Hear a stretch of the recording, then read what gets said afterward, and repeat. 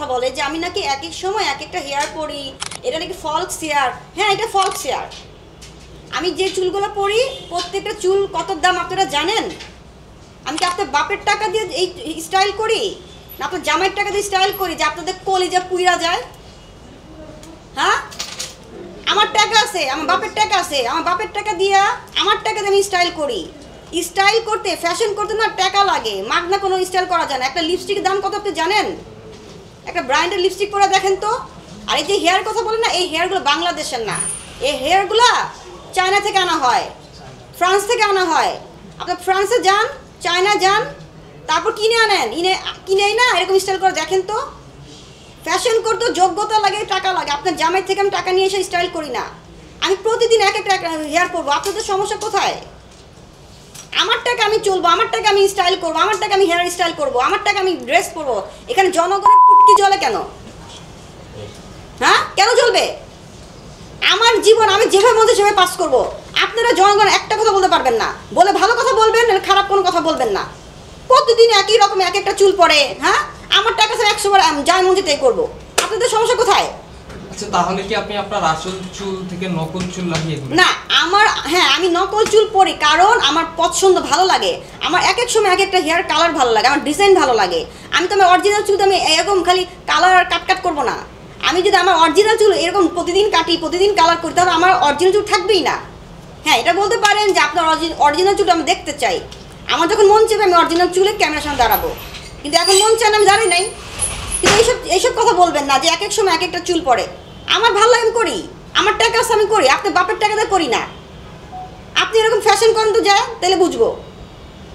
আচ্ছা, আপনি যখন এই চুলগুলো খুলে ফেলেন তখন কি আপনার মাথায় যে বেল না যেন টাক পড়ে, তখন কি এরকম থাকে? কেন টাক থাকবে? আশ্চর্য, আমি তো বলেছি আমি আমার অরিজিনাল হেয়ার নিয়ে আসবো আমার যখন মন চাইবে। এটা নিয়ে আমি একটা নিউজ করবো, কোনো সমস্যা নাই। না না, মানে হচ্ছে আপনি তো এখন আলগা চুল লাগানো। হ্যাঁ, এটা নিচে কি আপনার আসল চুলটা কি বড় নাকি ছোট? আমার আসল চুল হচ্ছে আপনার এতটুকু এবং সেটা কার্লি। এবং আমি আমার আসল চুল নিয়ে অবশ্যই লাইভ করব, নিউজ করব, সেটা একটা সময় গিয়ে। আমার এখন মন চাইছে, আমি এখন আসবো না।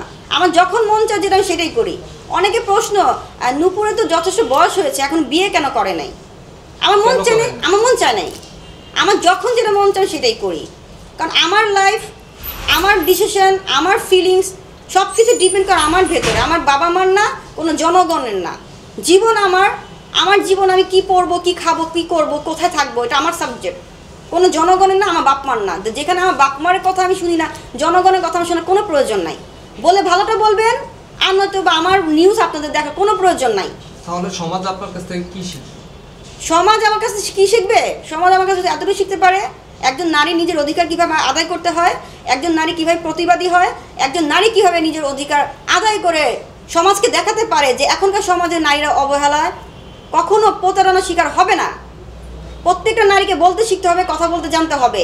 নিজের অধিকার কোথায়, নিজের জায়গাটা কোথায় সেটা জানা দরকার প্রত্যেকটা নারী।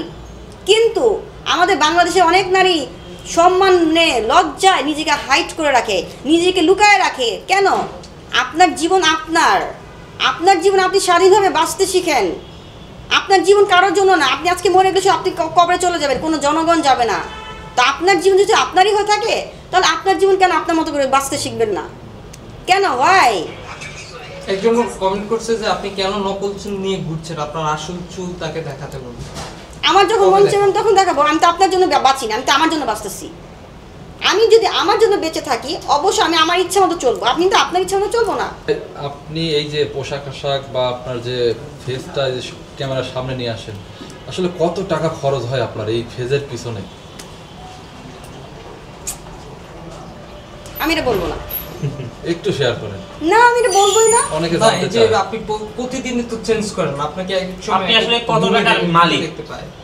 আপনি আসলে কত টাকার মালিক এটা একটু জানতে চাচ্ছে। কারণ আপনি প্রতিদিন মানুষের ভুল ভাঙাই দেন, আপনি কি করেন? আমি অনলাইনে কাপড়ের বিজনেস করি, কাপড় সেল করি। আমার শোরুম আছে আপনার ইস্টার্ন মল্লিকাতে। এই তো কাপড়ের বিজনেস আমার। আপু, আপনার পোশাক নিয়ে অনেকের প্রশ্ন যে আপনি এক এক দিন এক এক রকমের পোশাক পরে আসছেন। আপনার আউটফিট নিয়ে মানুষ অনেক কিউরিসিটি আছে, আসলে মানে এটা রহস্যটা কি, মানে পোশাক নিয়ে আসলে? ওই যে আমি বলছি না যে আমার খাওয়া, আমার ঘুম, আমার চয়েস, নিজের, আমার একান্ত সাবজেক্ট। আমার যখন যেটা ভালো লাগে আমি তখন সেটাই করি।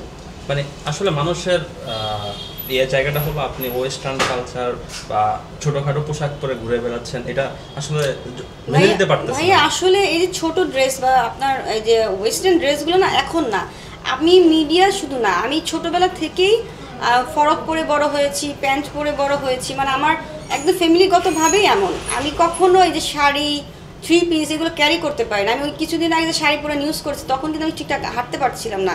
এটা হবে জনগণ দেখে না, কিন্তু সাংবাদিক ভাইয়েরা অবশ্যই দেখছে আমি শাড়ি ক্যারি করতে পারছি না। তারপর আমি 3 পিস পরে আমি অন্য ক্যারি করতে পারি না, কারণ হচ্ছে আমি যেটা ইউজ টু, সবসময় আমি যেটা পরে আরাম পাই আমি ওগুলোই পরি।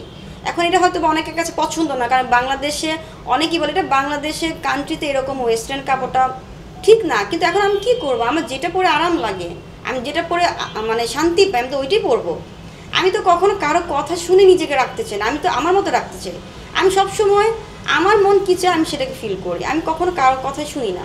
তো আমার যেটা ভালো লাগছে, আমাকে দেখতে যেটা ভালো লাগে, আমাকে যেটা পরে আমি আরাম পাই, আমি সেভাবেই থাকবো, সেভাবেই চলবো। নারীর সৌন্দর্য আসলে কোথায়? পোশাকে? একটা নারীর সৌন্দর্য হচ্ছে তার বিহেভিয়ার, তার ব্যবহারটা কেমন। আমরা যখন একটা নারীকে দেখি, দেখবেন অনেক পুতুলের মতো অনেক সুন্দর, কিন্তু ওই নারী না ঠিকঠাক কথা বলতে পারছে না বা কাউকে সম্মান দিতে পারছে না, তখন কিন্তু তাকে কেউ ভালোবাসবে না। আবার দেখবেন অনেক নারী রাস্তায় ফকির, ভিখারি মহিলা, এত নোংরা শরীর, দেখতে অতটা সুন্দর না, কিন্তু তার বিহেভ এত সুন্দর, তার মুখে এত সুন্দর একটা স্মাইল, এত সুন্দর হাসতে জানে, তার হাসি দেখে, তার কথা শুনে মানুষ তার বন্ধু হয়ে যায়। তো একটা নারীর সৌন্দর্য তার ব্যবহারে, তার মেকআপ, তার কস্টিউমে না। ছোট পোশাক কি শুধু পুরুষদেরকে আকৃষ্ট করার জন্য? আপনার কি মনে হয়? একটা পুরুষ কখনোই ওই নারীদের পোশাক দেখে তাকে পছন্দ করে না, আমার কাছে মনে হয়। পুরুষ মানুষ মেয়েদের তার যোগ্যতা দেখে, সেই মেয়েটা কেমন, কথাবার্তা দেখতে কেমন, তার কর্ম কেমন, তার চরিত্র কেমন, তখনই একটা ছেলে একটা মেয়েকে পছন্দ করে, আমার কাছে মনে হয়। ড্রেস কোনো সাবজেক্ট না।